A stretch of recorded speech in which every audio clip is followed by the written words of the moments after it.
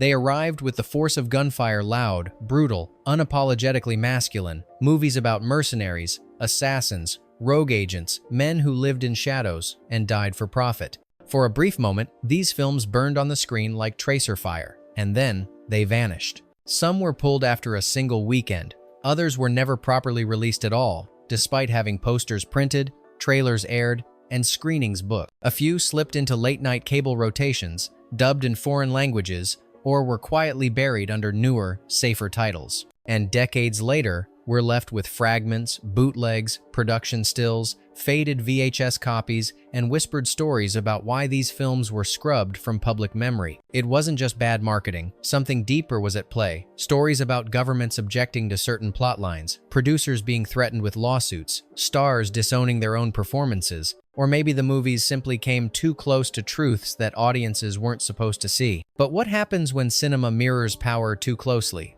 When the fictional mercenary starts to resemble the real ones, untraceable, unaccountable, disposable. Today, we're going deep into a subgenre that has all but disappeared from the mainstream. These are 15 obscure action films that were released, rejected, and redacted, each one a missing file in the archive of violent, politically charged cinema. And if you're lucky, you might just find one flickering late at night on a bootleg streaming site, still intact, still dangerous. Were these films buried because they failed, or because they told too much? Numeral 1, El Sicario. Room 164, 2010. A real assassin, a real confession, a film too real to keep in circulation. This isn't fiction. El Sicario. Room 164 is a minimalist documentary. One man, one room, one camera. The man, a former cartel hitman trained by U.S. intelligence, responsible for hundreds of killings, kidnappings, and torture sessions. He wears a black hood as he describes the mechanics of murder and who trained him. Directed by Gianfranco Rosi, the film was intended for limited festival release, followed by a global rollout. But it quickly hit a wall. Some screenings were canceled. Distribution deals evaporated. Journalists received warnings. Why? Because the assassin doesn't just talk about cartel violence. He implicates law enforcement, military liaisons, and cross-border corruption in vivid, factual detail. His words weren't speculation, they were testimony. Today, El Sicario. Room 164 is nearly impossible to find on major platforms. Physical copies are rare. Streaming licenses have lapsed. Even film schools often omit it from curricula. What happens when a movie tells the truth and no one wants to be associated with the truth? 2. Dead Bang. 1989. A cop chases white supremacists, and the film disappears faster than its trailers. John Frankenheimer's Dead Bang stars Don Johnson as a weary detective tracking a string of hate crimes linked to a violent militia group. It was raw, aggressive, and disturbingly real, drawing from actual FBI case files and weaving in post-Vietnam extremism, PTSD, and failed masculinity. The film received a brief theatrical release but was quietly pulled from multiple markets before completing its run. Critics noted its unsettling tone, refusal to offer clean resolutions, and its unflinching portrayal of American terrorism by Americans. Some studios reportedly balked at the script's final message, that hate is not imported, it's cultivated at home. Today, Dead Bang is rarely shown, rarely mentioned, and rarely remembered. It exists in physical media but without any special features, commentary, or promotion. Was it too far ahead of its time, or did someone decide that looking in the mirror wasn't good for business? 3. The Park is Mine, 1986. A Vietnam vet takes over Central Park with explosives, and the audience never got to see the full version.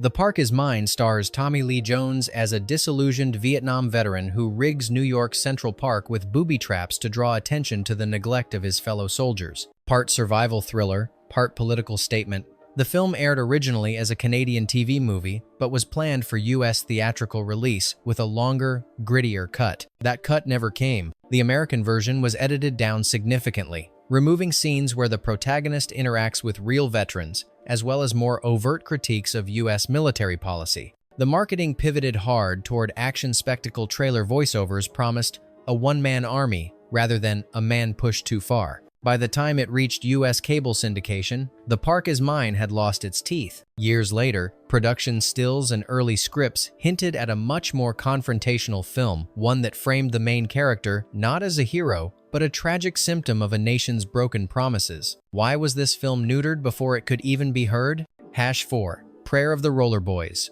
1990. A dystopian action film that looked a little too much like real life. Set in a near-future America ravaged by economic collapse and racial division, Prayer of the Roller Boys stars Corey Haim as a former child prodigy turned delivery boy who's recruited by a white supremacist youth gang with a nationalistic agenda. The gang isn't just skating through LA, they're plotting political revolution, complete with indoctrination, propaganda, and militarized messaging. Despite its futuristic setting and teen action surface, the film was loaded with subtext, racial cleansing, fascist media control, and the manipulation of working-class discontent. Its release was oddly timed, premiering just as political extremism in the US was shifting underground after high-profile domestic attacks. Theatrical distribution was limited, promotional materials were toned down, and although critics later praised it as shockingly prescient, it was never widely reissued in the US. Did Prayer of the Roller Boys vanish because it was bad? Or because it dared to imagine a version of America that was uncomfortably plausible? #5. The Objective, 2008. A war film about Afghanistan that detoured straight into the paranormal and disappeared. Directed by Daniel Myrick, The Blair Witch Project, The Objective follows a team of CIA operatives in Afghanistan who uncover an ancient presence buried in the mountains, something unexplainable, predating religion and warfare alike. What begins as a Black Ops mission turns into metaphysical horror as soldiers begin disappearing, turning on each other, and questioning their reality. Despite its pedigree and chilling atmosphere, The Objective was barely released. After a limited festival run, it went straight to DVD with little fanfare. Marketing was minimal, and major critics ignored it. The military setting, combined with supernatural elements, seemed to make distributors nervous. Even stranger, behind-the-scenes accounts claim a longer version was screened at early festivals, one that delved deeper into US military secrecy, classified experiments, and ancient energy sources. That version was never released. Was The Objective buried because it mixed the wrong truths with the wrong fiction? Or did it dare to show something we weren't supposed to imagine? #6. Split Image, 1982. A psychological action film about brainwashing that mysteriously faded into silence.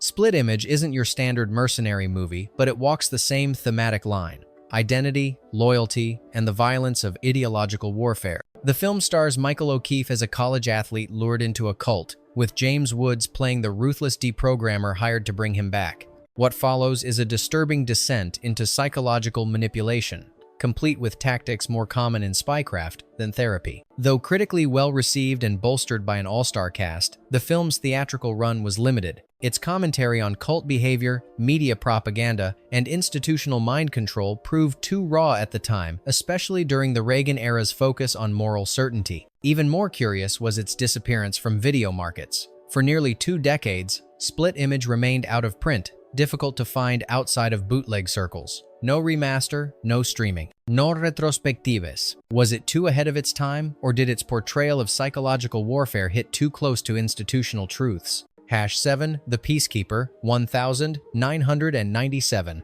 What happens when a film predicts reality too closely before it happens? Dolph Lundgren stars in The Peacekeeper as a US Air Force major racing to prevent a nuclear launch triggered by a rogue general. It's textbook 90 seconds action, explosions, codes, betrayals, but behind the popcorn thrills lay a deeper, eerier context. The movie was released months before real-world events involving domestic terrorism and US military scandals would dominate headlines. Initially planned for wide release, The Peacekeeper was pulled from several theaters within days, particularly in Washington, D.C. and New York, citing content sensitivities. Its depiction of internal mutiny, rogue command structures, and stolen nuclear codes drew concern from military consultants and reviewers alike. Some called it irresponsible, others said it felt prophetic. The home video release came, but quietly, and with a re-edited version that toned down the political commentary. Deleted scenes involving real-world parallels were never restored. Was it coincidence that The Peacekeeper mimicked headlines before they happened?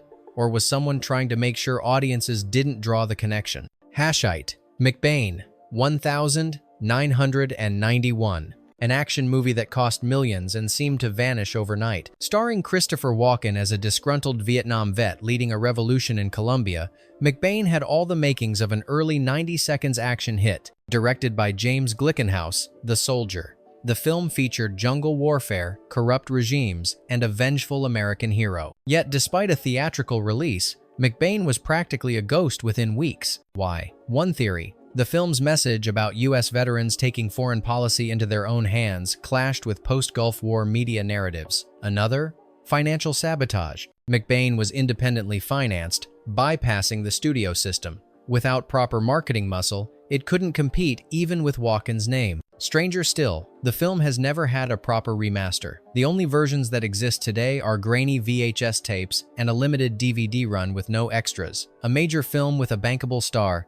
vanished like it never existed. Was McBain too politically reckless? Or was it punished for trying to go around the system? #9 Who Dares Wins, 1982. A British action film caught in the fog of propaganda, or was it something else? Also known in the US as The Final Option, Who Dares Wins, follows an elite SAS officer infiltrating a left-wing terrorist group in London. Released during the height of early 80 seconds political tensions in the UK after real-life incidents like the Iranian embassy siege, it was quickly labeled either patriotic or dangerously manipulative, depending on who you asked. Though the film was a modest box office success in the UK, its US release was fraught with confusion.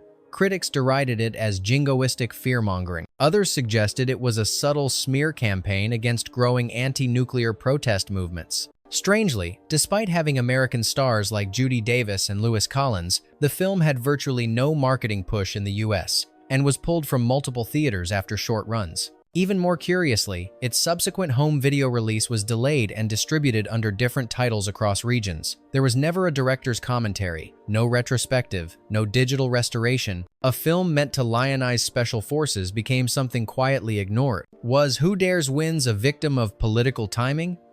Or a weaponized narrative that backfired? Hasson Zero, Eye of the Eagle, 1987, a Vietnam War action film that blurred the line between fantasy and atrocity. Directed by Cirio H. Santiago, Eye of the Eagle was part of a wave of low-budget, Philippines-shot Vietnam War films in the 1980 seconds. But unlike its more cartoonish counterparts, this one leaned into something meaner, more unhinged. It followed an elite military squad that devolves into savagery, turning on civilians and enemies alike. What was supposed to be a rescue mission becomes an escalating spiral of violence. The film's American distributor initially marketed it as a Rambo-style thriller, but reactions were anything but enthusiastic. Test audiences reportedly walked out. Critics called it disturbingly gleeful in its depiction of war crimes. Within 2 weeks of release, the film disappeared from most theaters, and its US home video presence was patchy at best. Rumors persist that the uncut version never released publicly was far more explicit,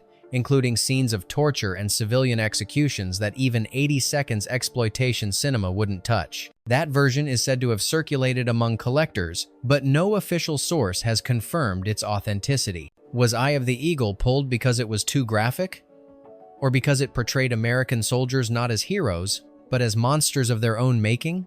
Hasson, Avenging Force, 1986. An action movie that veered too close to real domestic terror. At first glance, Avenging Force is standard canon films fare. Michael Dudikoff plays a former Secret Service agent battling a right-wing militia in the Louisiana swamps. But dig a little deeper, and the implications turn dark. The villains are not cartoonish, foreign terrorists, but wealthy, white, American elites, political donors, CEOs, judges who form a hunting society targeting marginalized citizens. Released in 1986 during the height of Reagan-era conservatism, the film was seen as incendiary by some.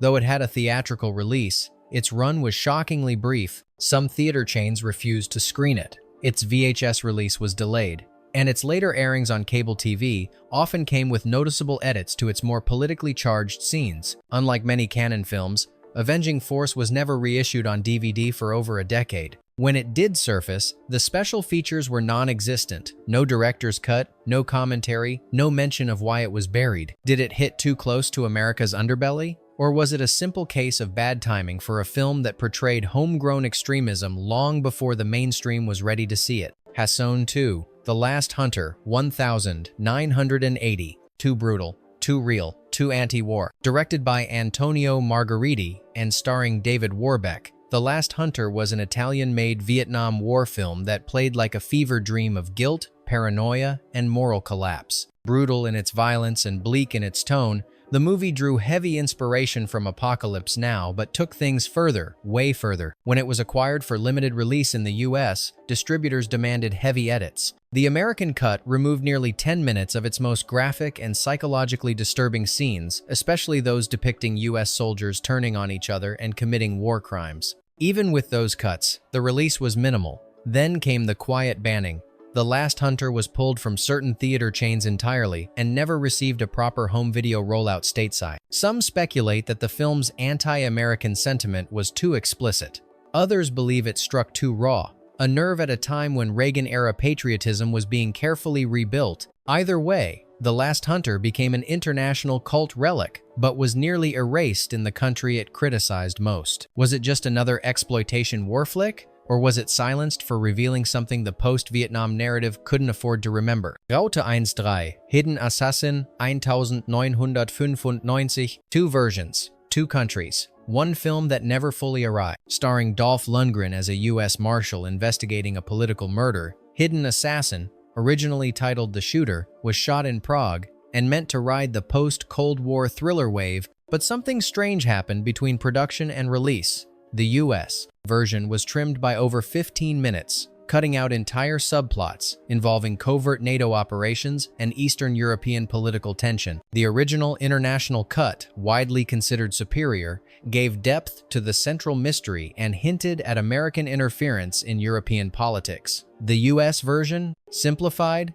sanitized, and released straight to video with minimal promotion. Critics noticed. So did fans. The tone was uneven, the plot suddenly disjointed. It was clear something had been removed, but the studio never addressed the cuts. No director's commentary, no restored editions. Today, the full version remains difficult to find, existing only on select Region 2 DVDs. Hidden Assassin isn't remembered as a great film, but it is remembered as a cautionary tale of how narrative control happens, not with censorship, but with scissors. Why was this film trimmed for American audiences? Was it about runtime or about removing uncomfortable truths? Hasson 4, The Soldier, 1982. An action film that dared to suggest the real war wasn't on the battlefield but in the energy market. The Soldier was released at the height of Cold War paranoia, directed by James Glickenhaus and starring Ken Wall. The film follows a Black Ops CIA agent attempting to prevent a Soviet plot to contaminate the world's oil supply. But it wasn't the shootouts or espionage that got attention. It was the film's insinuation that oil dependence was a political weapon being orchestrated by multiple nations, not just the Soviets. The film was slick, fast-paced, and thematically subversive. And despite being released theatrically, its shelf life was alarmingly short. Reviews were mixed. Some praised its nerve, others dismissed it as jingoistic fantasy. But after a brief run in theaters, it quietly disappeared from mainstream circulation. Later interviews with Glickenhaus hinted at pressure from unnamed sources. The original script, according to him, had a much bleaker ending, one that painted both America and the USSR as equally complicit in global manipulation. That ending was cut. So was a subplot involving Middle Eastern oil cartel. Why soften a fictional thriller unless it hit too close to real-world interests? And who decided what audiences should or shouldn't see? Hasson 5, The Kill Reflex, 1989. A film released, forgotten, and then effectively erased. Directed by and starring Fred Williamson, The Kill Reflex should have been another gritty entry in the late 80 seconds action boom. It had everything: a tough-as-nails cop with nothing to lose, a corrupt political underworld, and a plot dripping with revenge. But after a one-week theatrical release, the film vanished. No VHS, no DVD, and for decades, no official word. Released in 1989, the movie entered a market oversaturated with vigilante justice and rogue cops. But The Kill Reflex wasn't just another shoot. M up. According to production rumors, Williamson clashed with producers over keeping politically charged dialogue about government complicity in assassinations. When the final cut was screened for distributors, it was deemed too aggressive for its own good. By 1990, the film had already become a ghost. Fans remembered the poster, a few recalled seeing it in theaters, but most never got the chance. Even today, only low-quality bootlegs exist, sourced from European TV broadcasts. It remains absent from major platforms, strangely omitted, even from retrospectives of Williamson's work. Was it simply a box office misfire, or was it buried on purpose?